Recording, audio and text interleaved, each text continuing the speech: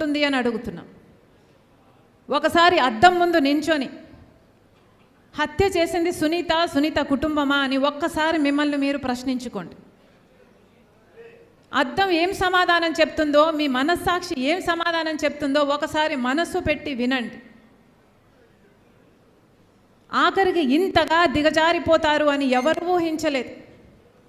పైనేమో రాజశేఖర రెడ్డి గారి ఫోటో సాక్షిలో, పైనేమో రాజశేఖర రెడ్డి గారి ఫోటో, కిందేమో ఆయన అంతగా ప్రేమించిన, అంత నమ్మకంగా ఆయన కోసం పనిచేసిన తమ్ముడిని క్యారెక్టర్ అసాసినేషన్. ఇది న్యాయమేనా?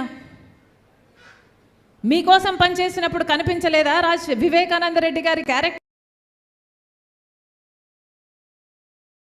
పోయేంత రాత్రి వరకు కూడా వైసీపీ కోసమే క్యాంపెయిన్ చేశాడు కదా. వైసీపీ నిలబెట్టిన అభ్యర్థులను ఆయన